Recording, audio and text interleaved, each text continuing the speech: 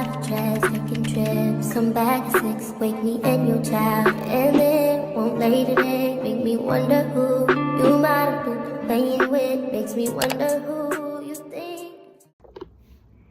Okay, y'all. What's up? It's your girl, Coach T, also known as Big Topic, also known as Alexandria. And a lot of y'all know me from my viral video doing my dance, which went worldwide on a lot of platforms through a lot of people who supported it, people who stole from it. It helped benefit a lot of people, including myself. And I don't think that this is going to be a short video, so I'm not really sure how many parts this video will have, but I need to explain to people in my mind, or at least tell people who I really am, and I'm not the stuff that people call me in the comments.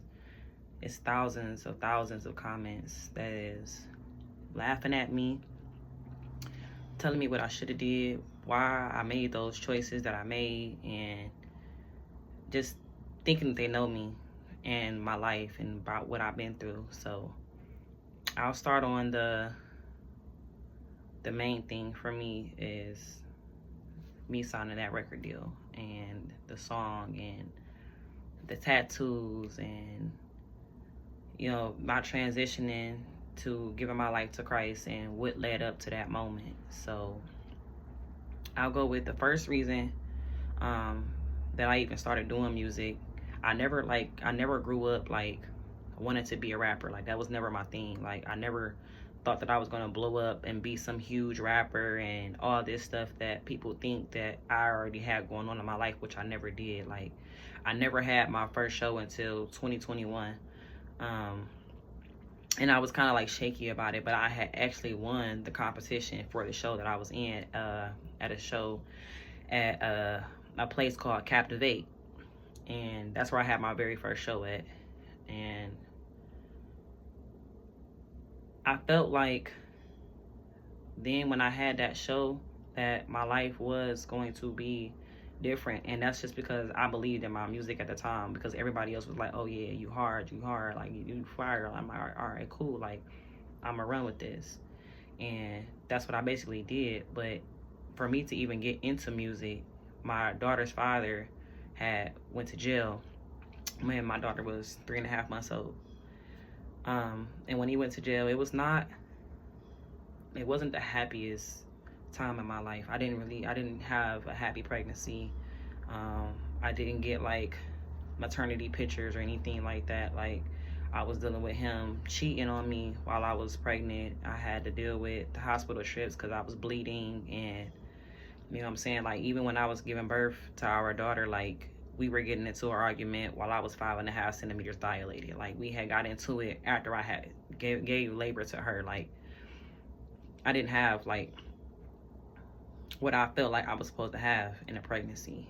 So when he went to jail, I needed an outlet to express the anger, because we were always arguing when he was on the phone. Like, it was just a lot of negativity and a lot of accusations about me and what I was doing, and I was at home taking care of our daughter. So I eventually got in the studio, and me and my sister would be in the living room, and I would be like playing beats, and I would just like be rapping on it and stuff. And at the time, I was still dealing with postpartum depression. It was a really, really tough moment for me, and a lot of people don't understand that, because those parts of me never were seen. Like, that was like stuff that never really got posted. And if it did get posted, it had been already taken down. I had already like started to like change up my look more, and that's when the tattoos started to come in. I started to really get heavy into the tattoos because of me liking pain. I had always like had like these suicidal thoughts since I was like 9, 10, 11, 12. Like, I was going through abuse in the home with my mother, and I had to see abuse from my mother with the guy that she was with, and I had to see my little brother going through stuff. My cousin had tried to rape me in my sleep. Like, it had been a lot of trauma I had dealt with that the pain of a tattoo felt good to me because I didn't want to hear or see the thoughts that was in my head. So I needed a way to release some type of pain. And I'm not the type of person that likes to hurt people. I'm not the person that hurts people. Like, and a lot of people say that hurt people, but that's never been like my MO. Like, that's never been like my thing to hurt people. So I'd rather hurt myself than hurt other people. So that's where the tattoos started to come in heavy. And at the time, I wasn't really thinking about like jobs, how jobs would look at me. You know what I'm saying? I wasn't really worried about that because in my mind, I felt like I was going to be my own boss. I was going to be an entrepreneur. I wasn't going to work for nobody. Like, I was stripping at 19. Like, I had a job at Applebee's and at Dollar Tree while I was dancing. I was drinking heavy before I could even drink. I was drinking at 19, 20, 21, 22. Like, I was drinking. I was smoking. I was popping beans. Like, it was a really, really rough moment for me. And I was dealing with being evicted. And I was, at the time, dealing with my daughter's father. And me and him was constantly getting into it. I had moved him into my place even while I was getting evicted because he had situations going on where he didn't have his own place. Like, it was a lot of stuff that was going on between the time that I had moved out of my grandparents' house when I think I was about right after high school, like literally right after high school. Like, I was 18 and a half, going on 19. Like, I had moved out. It was a huge fight that happened between me and my sister, and it had gotten so bad. I felt like my grandmother took her side.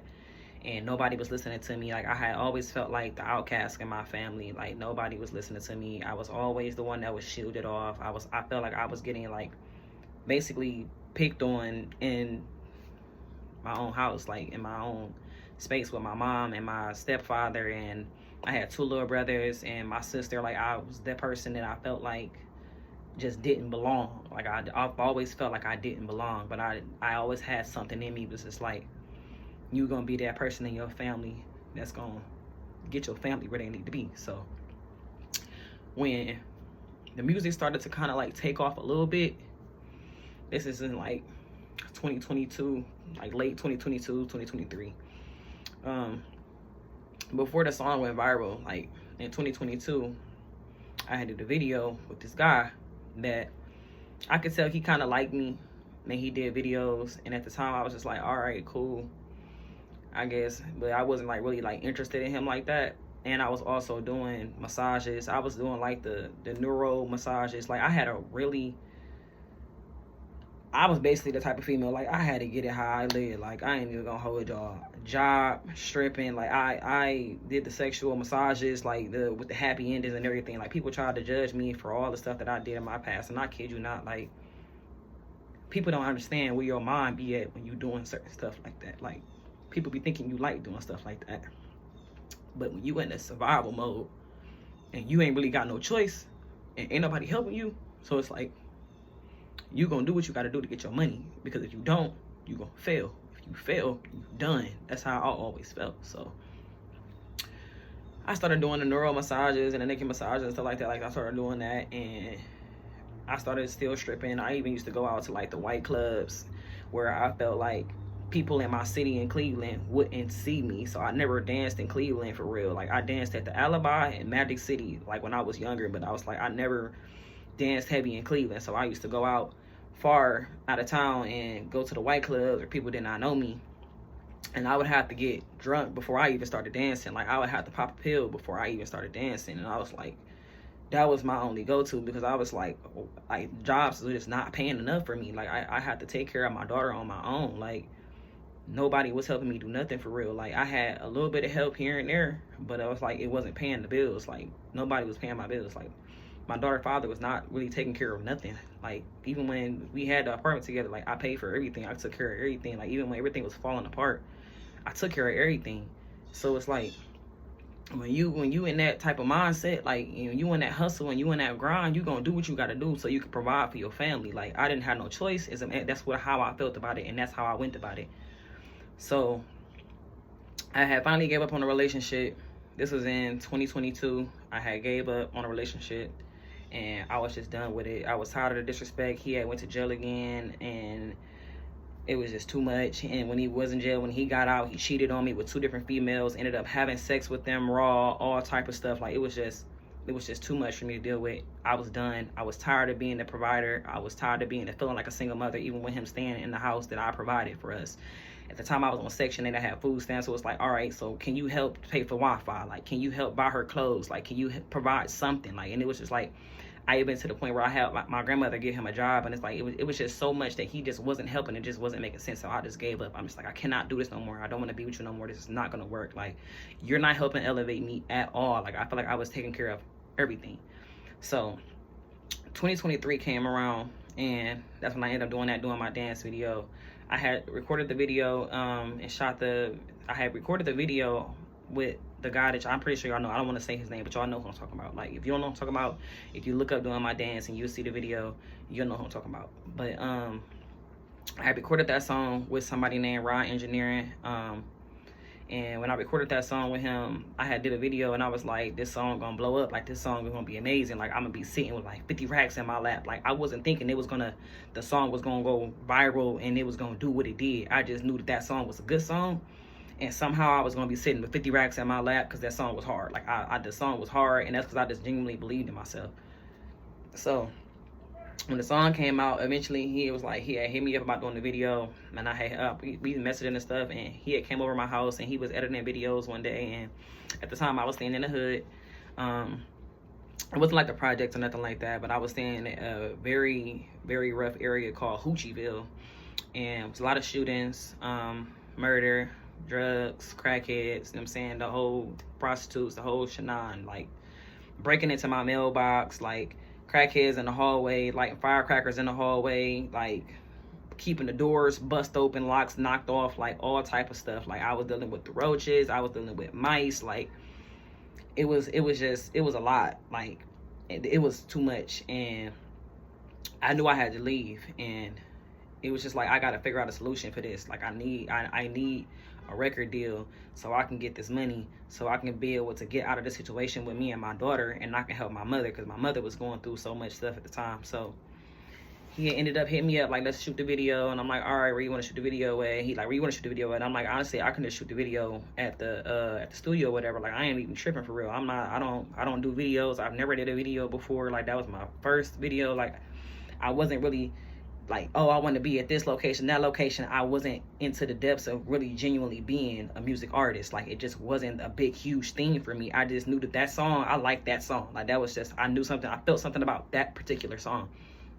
So we ended up shooting the video for the song in the summertime of 23, and I'm in the studio and I'm working with him. And at the time, when I'm working with him, I'm not really feeling like bad vibes or nothing like that. I'm thinking this stuff is cool or whatever. So one day I ended up going back to my old apartment, and before I went back to my old apartment, I kind of like felt a weird vibe, like when I was pulling up, but it was just like it was just too quiet. So when I pulled up, I went in the house, and when I noticed I went in the house, like, it was a bullet hole in my daughter's bedroom window, and it went right through her window. Her high chair would have been sitting right here, the window was right here, and the bullet was literally like, it would have connected with my daughter if she was sitting in the high chair at the time. So I'm like, it's just too much. Like, this ain't gonna work. I had already lost my job. That past ended of the year in 2023 and 2022. I got into a car accident. My car got totaled out. I ended up losing my job because of the car accident. It was so much going on. So when he came up around that time of the year, like, I was dancing heavy so that I can get a whip, because I needed a whip. Like, it wasn't no ifs, ands, or buts about it. Like, your car just got totaled. You just lost your job. Now, like, you got to make something shake. I ended up getting a whip. I ended up dancing back again heavy. Started making money again. I ended up finding another job. But when I noticed that bullet hole was in there, I was like, this ain't gonna work. Like, my daughter can't be here. So we went to my mom's house, and I'm like, all right, like, Mom, this is what's going on or whatever.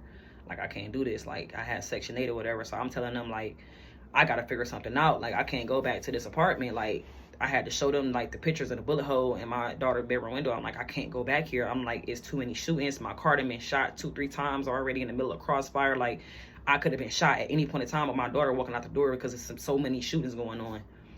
So in 2023 come around, the video started like kind of pick up.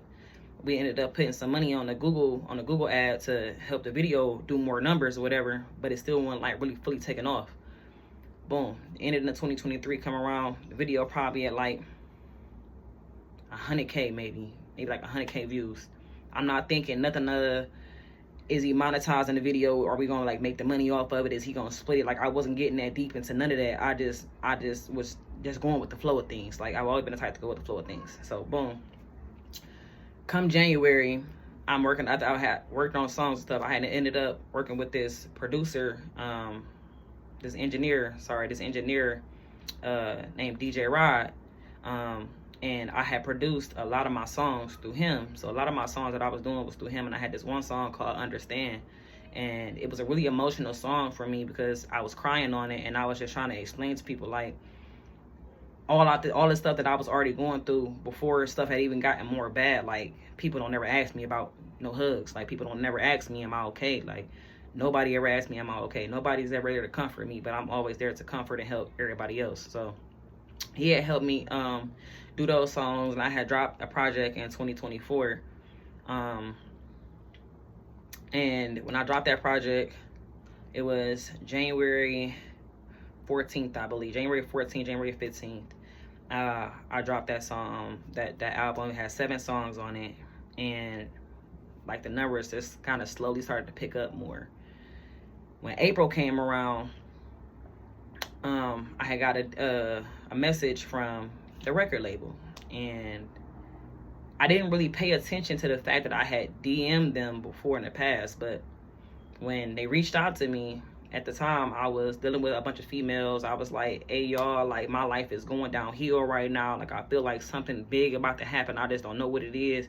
I just need all of y'all to support me. Like, come to my shows with me. I need y'all to have t-shirts on, rapping my songs with me. Like, I just want support. I need love. I just want y'all to be there with me. I know something big about to happen. Literally about a week and a half later, I had gotten hit up by the label. When I got hit up by that label, I literally thought it was a sign from God. I'm like, oh, this is my moment. This is my big break. Like, this is my moment to shine. Like, this is it right now. Like, this is it. So when I took the phone call with the guy, I'm talking to him on the phone. At my apartment. I had went back to my apartment because my daughter couldn't be there, but I'm like, I can't stay at my mom's house sleeping on the couch. Like, my mom's house wasn't the best house for me to be in.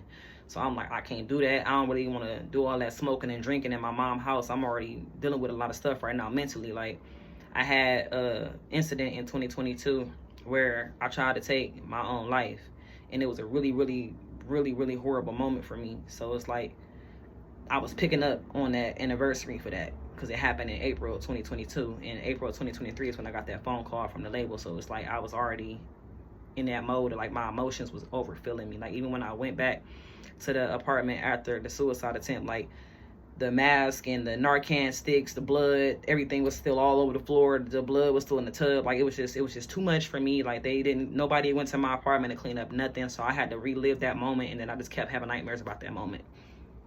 That's why I'm like, this story is not, it's not like a one video type of story. So anyways, I get the phone call from the label, and at the time the house was like halfway packed up, halfway not.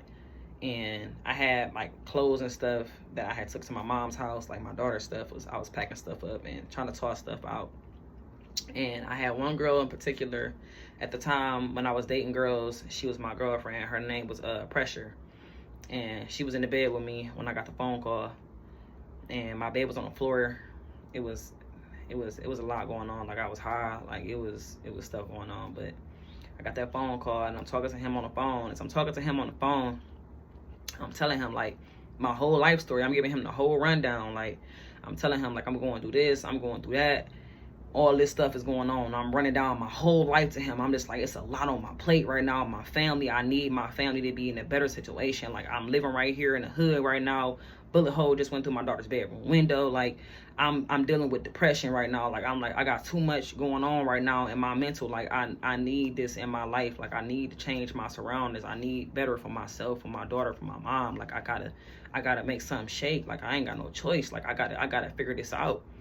And as I'm telling him my whole story, and it's crazy because when y'all, not all y'all, but like when a lot of y'all was like laughing in the comments, like, oh, she's sitting here crying, but she wasn't crying when she signed that deal, and she wasn't crying when she wanted that money, like, she just wanted to be famous. It was never nothing about me being famous. Like, I never genuinely cared about being famous. I just wanted people to hear me, and I wanted my money to be put towards my mom, my child, and me getting out of the situation that I was in. It's never been about me being famous. People, if you know me, I'm a social butterfly, but I'm antisocial at the same time. Like, I don't really like to be in the clubs. You're not gonna really see me walking around the clubs and everybody's faces kicking in the party and all of that. Like, you gonna probably see 1, maybe 2 videos of me enjoying the club. Like, that's never been my thing. Like, if you've been around me, you know that's not my thing. I'd rather go to a white bar and sit and chill where a bunch of old people at, like, and have a Seagrams. Like, so as I'm telling him my whole entire life on the phone, he like, we gonna fly you out here. It's gonna be good for you. We can lock you in a deal. You're gonna get $1 million deal. We can do this for you. We can do that for you. Like, we got you. Like, you're gonna be good. I can get you a flight. Just give me your first, last name, phone number, email, da da da da. And I'm like, I'm crying on him, like, man, please, man. I'm like, for real. Like, that's when y'all was laughing about me begging him. And I was like, no, I was being serious. Like, please, like, can you I just don't want nothing to go wrong, man. Like, please, like, I need this. Like, my life is not good right now. Like, I need this change in my life. Like, I'm crying to him on the phone about my whole life. And the girl that I was dating was right behind me, rubbing my back, telling, like, it's like she was comforting me. And when I got off the phone with him about telling him my whole life, and him, like, basically telling me, like, stuff gonna be cool, it's gonna be what it need to be. I'm gonna say, when I get there, we securing $1 million deal, like, all that stuff. Like, I'm like, all right, this is my moment. I probably went to sleep about a few hours. When I woke up, I'm packing my bag. I'm getting ready to get on the plane. I'm telling my mom, like, Ma, I'm gone. Like, I ain't gonna hold you. I ain't even put too many calls through to tell nobody too much, because it's like, I need to go now. Like, he told me he got a flight for me now, so I gotta go now. I don't have time to think about it. He told me I gotta go now, so I'm going now. Like, I'm not gonna miss out on the opportunity, so that's what I did. So, in the midst of me, you know what I'm saying, getting ready to leave or whatever, I'm nervous because I ain't been on a plane since I was like 14. Like, it's been a long time since I had been on a plane, so I was like really, really nervous. So as I'm nervous or whatever, I'm texting a few females that I was cool with, and I'm telling them, like, I hope they don't kidnap me. Like, I hope they don't, you know, take me up top. You know what I'm saying? Hey, go to address. What if they in a real label? Like, all this stuff. I'm telling them everything. Hold on, my background being loud. I had to close my window. My background is too loud. I don't even worry about it. But in the midst of all that going on or whatever, I text a few of my friends, and I'm telling them, like, this the address, boom, boom, boom, boom, boom, boom, road. You know what I'm saying? I'm like, if anything go left, I'm not thinking like they about to scam me in the deal. I'm thinking I might get kidnapped. They probably ain't no real label or something like that. I don't know where I'm going, but they got me a flight. They got me an Uber, and they told me, here, when I go here, I'm good, I'm secure. So boom, I get on the plane. I had some drinks on the plane. I'm low-key shook. I'm low-key nervous. Like, I'm shaking. My hands is shaking. Like, I'm in the middle of still trying to process the fact that I'm about to sign a record deal in the midst of me going through one of the hardest, like, anniversaries in my life. That whole incident that happened with me in 2022 with that suicide attempt was the worst suicide attempt I had ever had in my life. So to be going through the anniversary, the 1-year anniversary of that, in the midst of being on the plane on my way to go and sign a record deal that's about to change my life, I'm like, this got to be a sign from God.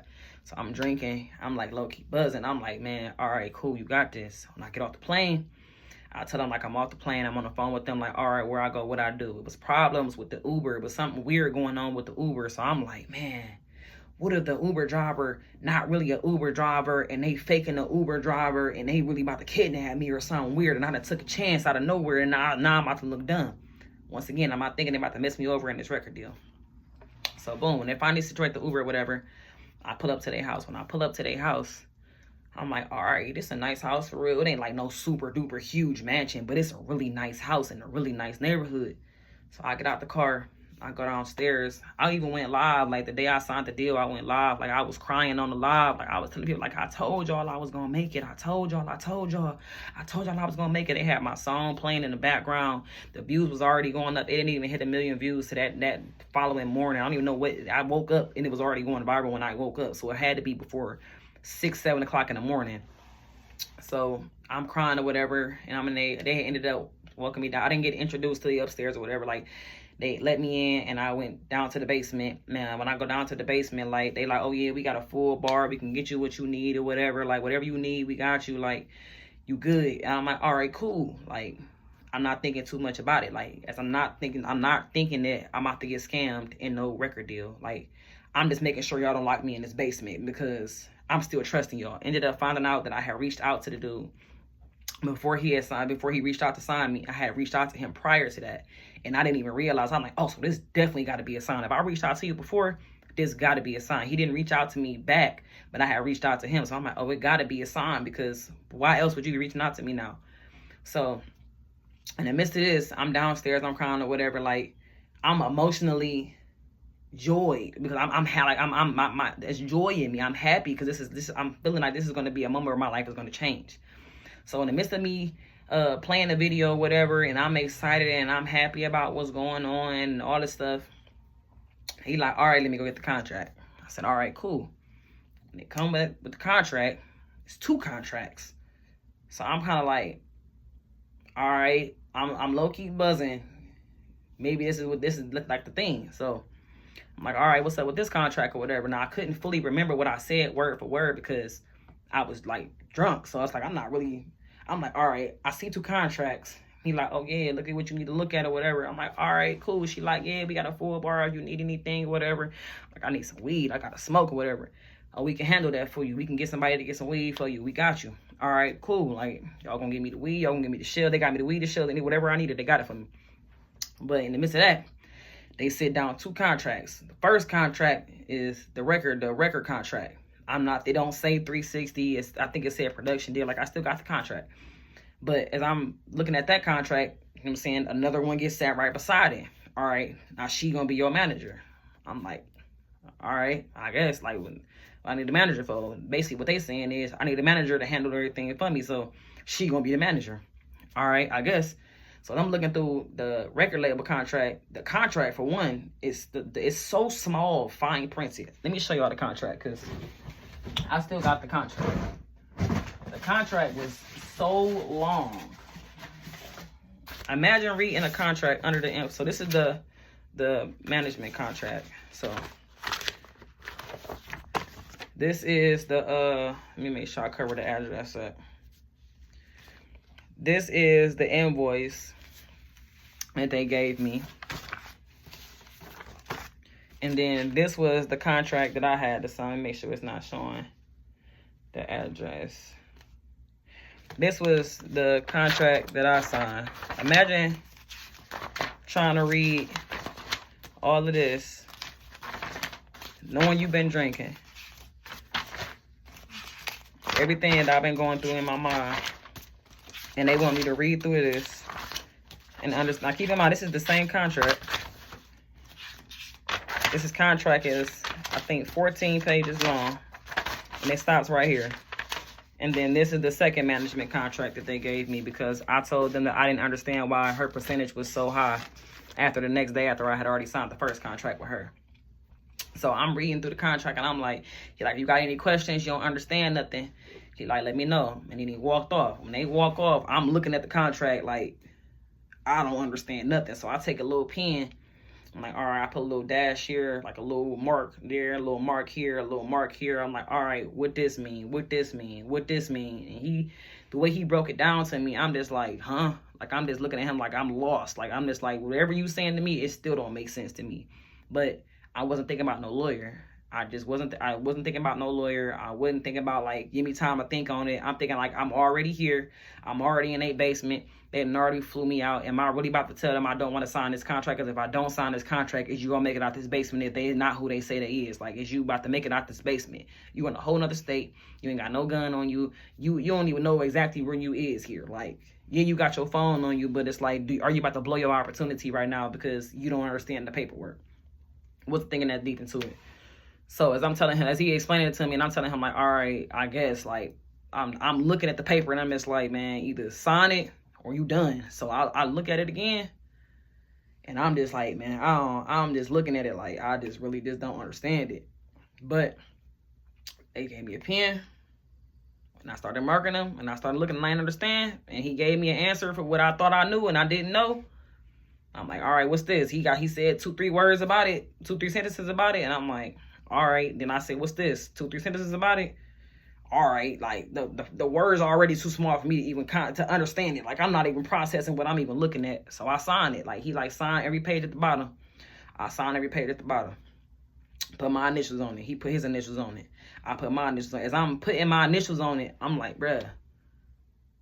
In my mind, it's like, you know how you get a feeling in your stomach and it's like, bruh, what you doing? Like, just wait a second. Like, just chill. Like, it's like I'm ignoring it because my brain is not processing that what I felt when I signed that last page. Like when I signed the very last page and I put my full signature, and then I noticed that the last 4 of my social was on the contract. By the time I processed it, it was too late. Like my hand would not, like as soon as that ink started to write my full signature, it's like my hand would not come up off the paper. Like it just felt like it was just too late at that point. Like it wasn't nothing I can do about it. I signed his. I signed with the wife, but I couldn't sign with the wife. I couldn't sign his, and it just didn't make sense, but I still signed it anyways. And then once I signed it, it was like as in the middle of me signing, his wife was right there, and she was like, she had stopped, and she had pulled her phone out, and she started to record me while I was signing it. And I can't remember, she said something about she need proof of me signing or something like that. But I was kind of just looking at her like lost found it, and I could tell that tears was rolling down my eyes, but it didn't feel like, hey, I'm just looking at her like, and I'm just signing, but it's like, it wasn't happy tears. It's like, it felt like pain. It felt like sadness. And I was like, I think I just made a horrible choice. And as soon as I said that to myself in my head, I was like, it's over with for you. Like you done. Like ain't nothing else you can do about it. You just signed your life away. And it genuinely felt like that. Like it felt like my soul, like how people say you sold your soul to the devil. Not to say that they are the devil, but when I signed my name on that contract, it felt like I made the worst decision of my life. And I instantly regretted it. I instantly regretted it. And I'm like, ain't nothing you can do about it now but besides toughen it out. Eventually the weed came and I started smoking. I'm like, all right, cool. Because I'm just sitting here just drunk off this liquor right now. I got to smoke something. Like, this ain't working. Like, I started smoking the weed. We in the studio. We get to talking. All of a sudden, they get to talking about the song, about doing my dance or whatever. And when we sitting in the studio, he trying to buy the beat. And I'm like, oh, no, I'm about to buy the beat. He like, oh, no, we going to buy the beat. And I'm like, no, I'm about to get the beat. So I'm sitting there. Boop, boop, boop, boop, boop, boop, boop. I'm trying to get the beat. He's sitting right across from me. Boop, boop, boop, boop, boop, boop, boop. Boom. Beat bought. Like, he bought the beat. And I'm just kind of like, all right. Like, that's weird. Like, I instantly got salty. I'm just like, what you mean? Like, what? Like, that's our song now. All right. Like, I'm sitting here processing, like, this your song now. The song, okay. And I'm just trying to process it. And then I'm high and I'm drinking. So I'm really feeling the liquor and I'm really high. So I'm trying to really pay attention to like what's going on right now. So I'm like, all right, I just felt sick to my stomach. Y'all really got me feeling like low-key awkward and weird. And then you just sat here and bought the beat to my song. Like, and you saying you talking to me weird, like disrespectful. And I can just tell like him and his wife, like they probably was like from my wall, and I'm probably like right here with my phone. At like you can just feel the tension. Like it just felt awkward. Like the tension in the air. It felt so weird. And I was just like, bro, I think you really messed up. And then we ended up having a conversation, and I can't remember how the full conversation went. But he ended up saying something about how his cousins or something would slap me or something about put their hands on me or something. And I'm like, what? I'm like, oh yeah, like y'all tripping. Like y'all really tripping. And there was a dude there and I can't remember his name, but I got his picture. And I got a video of me and him in the studio when we was drinking and we was smoking. And he was falling asleep in a chair like this because he was so geeked. Like, I got the video and I can't. And it's so crazy because they was telling him not to give me my songs. I had ended up writing a diss track against them that same night. Like, that same night, I wrote a diss track. And it's like, they say I'm different, but I know it. Now the labels want to grab at me. Mother in my city trying to stab at me. Gotta watch out for their haters because I know that I got a whole, like, little In the song, I literally was like, used to see my mama crying, so I didn't read the deal. Like, I literally put that in a song. And when he heard the song, he was like, why would you put that in the song? And I was like, because you know I didn't read the deal. Like, you know I didn't understand it, so I put it in the song. He was like, oh, we're not using that. We're not doing that. We're not dropping out. Like, he got the flipping out. And I'm like, oh, like, you mad. Like, you mad. Now that I'm realizing what's going on, this is less than 72 hours. Like, this is less than me 72 hours into the deal. Like, and it got really bad. Like, it got really bad. Like, in 72 hours and less. Like, I was only there. I wasn't even there for a full 8 days. Like, I was not there for a full 8 days. And all this was transpiring in 72 hours. Like, I felt like it was the worst thing that ever happened to me. Like, honestly, like, they was trying to get me to sign a deal with Interscope right before I flew off the plane. His wife, I felt like when we was at the mall, she was trying to buy stuff on whatever she thought was supposed to be for me, but it was really for her. Like, it was all type of little weird stuff going on. All of a sudden, they wanted to charge me for the food. Like, my income tax check had ended up hitting, like, the second day my income tax check had hit. And I was like, oh, cool. Now I got, like, 2,000-3,000, like, I don't need y'all buy nothing for me. I'm cool. I got it. I get my own stuff. So that's where, you know what I'm saying? That's why it didn't make sense that they were trying to charge me for stuff like for little food and weed and stuff like that. I'm like, bro, I can just tell me who to go to. Like, I can buy my own stuff. But they ended up already having somebody drop off the bag to me or whatever. I'm like, bro, I can get my own bags. And eventually I had ended up buying my own bag. Like the fourth day I ended up buying my own weed. I'm like, I don't even want y'all to buy me no more weed. Like, I'm cool. Like, I'm straight. Like, whatever weed y'all gave me, I'm cool. I'd rather hit up who I know and buy my own weed, or find somebody that I know that's nearby one of these studios and I'll grab some weed from them. Like, I ain't even about to mess with the kind of weed y'all got. I'm cool. Like, I'm straight, bro. So it was like, it was so much going on. Like, we had got into arguments every day. Every day I was crying. Every day I was getting into an argument with them. Like, it's text messages to prove it. Like, his wife even was like, we got you on video screaming and crying every day. Like, it was bad. Like, it was a really, really, really bad. Like, and when I tried to get out of the deal, like, they was like, oh, nothing you can do about it. You stuck now. And like, you need to act right. You acting like you don't want your family to get right. You letting down your daughter. You letting down your mama. Your mama gonna be living like how she living because of you. Like, it was just like, it felt like I was attacked. Like, it was an incident where I was getting into an argument with him and her, and as I'm screaming and crying, like, y'all need to just leave me alone. Like, just let me out the deal. I want to go home. Like, I called my mom on the phone. I'm trying to call my mom, and the wife ended up walking up to me, and as I'm screaming and crying, I'm like, bro, get off of me. Like, get back up, bro. I ended up hitting the dresser. I ended up punching the dresser. When I punched the dresser, I'm like, bro, just leave me alone. Like, just back up. Like, you in my face. Like, why you keep getting in my face? And then he blocking the door. Like, he blocking the doorway. She keep walking up on me. I'm like, bro, y'all need to chill. Y'all got too much going on. So she ended up grabbing me. When she grabbed me, she holding me like this. I'm like, bro, get off of me. Like, what are you doing? Like, I'm crying even worse now. Now I'm really screaming because, like, why is you holding me? Like, let me go. Like, what is you doing? Like, get your hands off of me, bro. Like, you keep touching me. And I keep telling you, don't touch me. Like, it was just too much going on. And he's sitting here blocking the doorway like it already is what it is. Like, it was just too much going on. Like, it was way too much going on. Like, and that was like, I'm trying to sit here and fake this as much as I can until I can get on the plane and get home, so I don't have to worry about y'all no more. Once I get home, I'm cool. Like, I'm like, y'all, I can't do this with y'all. Like, y'all doing too much. Y'all hounding me 24/7 trying to keep me in this basement. And after I'm telling y'all, like, I'm cool. Y'all want me to keep recording. I'm a dish y'all in these songs. I'm not with it. Like, I'm not about to play with y'all. Then she's like, oh, you can be in contract for us for 10 years if we want you to. I said, what? Oh, well, not really 10 years. But you said it, though. So why are you telling me I could be in contract with y'all for 10 years and then you're not talking about no 10 years?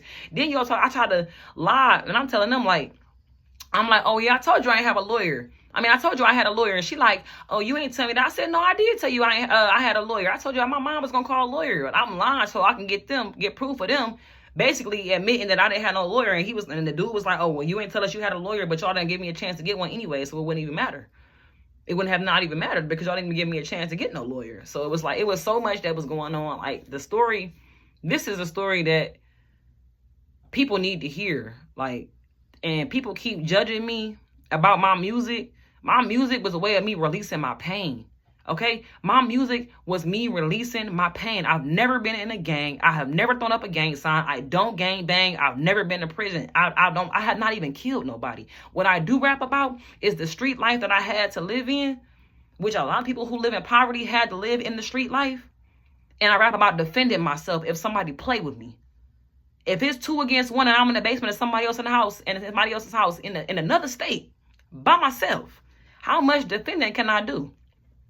How much defending can I do? Especially when I already signed my contract. First and last name, last four of the social. They didn't already got through. They got my mama address and everything. So everybody has so much to say about it, and y'all judging me and don't know nothing about me. I done been abused. I done been sexually assaulted. I done looked down the barrel of a gun more than probably anybody that been sitting here saying something smart about me probably ain't never looked at a barrel of a gun before, let alone had one cocked beside them. I've already been through that already. I've already felt threatened by this label already, as well as others in my life before I met the label and after I met the label. My own child's father tried to take my life more than once. More than once. People think they know me. I had to start a GoFundMe because labels is stealing from me. I had to do a whole arbitration case against United Masters because they sitting here acting like they don't know why they doing what they doing to tell me they ain't putting my music back up because the label's lawyers is threatening to sue them. Y'all don't know what I'm dealing with. Y'all don't know the struggles I'm facing. I still find time to help other people and be there for everybody else. Don't nobody hug me. Don't nobody tell me it's going to be okay. Don't nobody comfort me. Nobody. Nobody. I go through all these struggles and these battles alone. I'm sitting here facing this alone as a single mother. Ain't nobody around me but God. I got one best friend that I just became best friends with.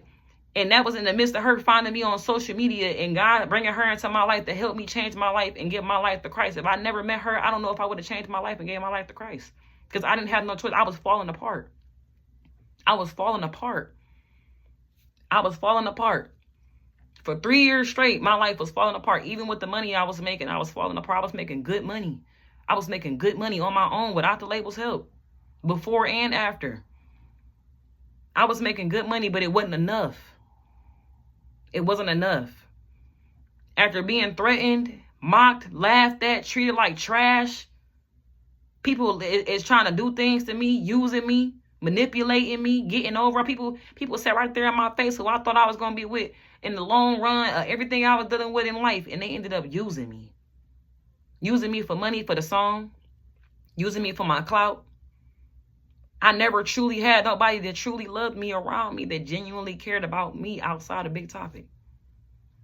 So people sitting here acting like y'all know me and all this stuff about me having tattoos and God ain't gonna love me because I got tattoos and what happened to the gun and I thought you was a gangster and I thought you were, I never, listen, don't judge a book by its cover. Don't judge a story until you know the whole story. And always remember one thing I always say, is 3 sides to a story. Yours, mine, and the truth. It's just that simple. Like the lawyers was attacking me, talking about they offered me $500,000 per lie to be found true. Lies. Lies. The label in the comments telling me never dropping records, LLC. Oh, I might as well quit crying and doing all the other stuff. Like I'm getting picked on and mocked and laughed at on every platform. TikTok, Instagram, Facebook, YouTube, and people's homes. I'm getting laughed at through text messages, phone calls, fake investigators trying to extort me out of money, all type of stuff. While being a single mother. I had to do a GoFundMe account that only made $400. I'm still making ends meet in here the best that I can. My car got repossessed 2 days ago. I'm facing eviction right now because my landlord doesn't want to take care of the responsibilities of the house. I'm fighting lawsuits and cases left and right. Trying to get my name back. Trying to get my rights back. Trying to get what I deserve that was stolen from me. Y'all don't know what I'm dealing with. My story is so big. And what I've been through is so amazing that I have overcome it. And I have given my life to Christ. And I have changed my life. Can't nobody shame me about nothing I've been through in life. Because can't nobody determine if I go to heaven or hell but the man upstairs. Simple as that. Nobody can determine if I go to heaven or hell on this earth at all. Nobody can tell me if God loves me or not but him. I know that God loves me. I know that I believe in Christ. I know that Christ is holding me. I know that he is my savior. I know that for a fact. People don't believe it because they're looking at the outside version of me. They're looking at my tattoos. They basing me off the music, but they don't understand the story that's behind the pain of all that music. Nobody's been in the studio with me when I've been in them studios drinking my mind off, crying. Nobody be in my house with me while I'm praying to God. Nobody is with me patting my back telling me don't cry, it's going to be okay. You know how hard it was for me to make this video without dropping a single tear? And even when I feel like dropping a tear, I keep telling myself in my head to pick up your tears and don't let them fall. You know how hard that is to even speak about your story like that? It's very hard. It is very hard. It is very hard. Every day I still make sure I smile. I still make sure that I pray. And I keep my relationship close, very close with the Lord. Very close with Yahweh. I make sure of it. Because if I don't, and if I didn't, I could have been dead. I could have been in jail. So much stuff in my life could have kept going downhill. I don't drink. I don't smoke. I don't party. I use profanity maybe 2% out of a whole week. 2%, maybe. Maybe. I get judged left and right. People do not know me. People do not know what I've been through. Even the people who were around me didn't know me. Imagine having everybody around you claiming they're your friends and not one person can give you a hug and tell you it's going to be okay. Not one person can wipe the tears off your face. But they can talk about how they've been around you before you blew up. Or how they got pictures with you or videos with you when they was in your house drinking and kicking it with you. I've only had one friend ever in my life pray for me. And I've never met her a day in my life. One. And that's my best friend, Boo. I've never had any of my friends pray for me in my entire life.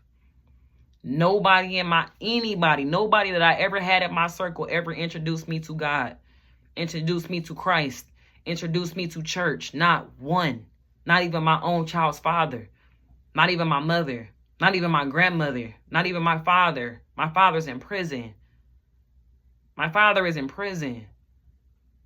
Nobody knows what I've been going through. Nobody really cared about what I'm going through because the world is so focused on mocking other people so they can avoid looking in the mirror at their own story. But this is just part one. I don't want to talk y'all ear off, but it's just a lot of stuff about me that y'all don't know. The same way you don't know what somebody that's around you, in your circle, in your family, in your neighborhood, at your job. Y'all don't know what people be dealing with while y'all be running y'all mouth, sitting there trying to mock people and laugh at them and belittle them. Y'all don't know what people be dealing with. And that's the problem in the world. It needs to change. Isaiah 43:19. It needs to change. Something new needs to become of you. So I love y'all. I'm going to update y'all and I'm going to have a part 2. But right now, I'm going to leave it where it's at. So make sure y'all like, comment, share, subscribe, and y'all know the rest. Love y'all.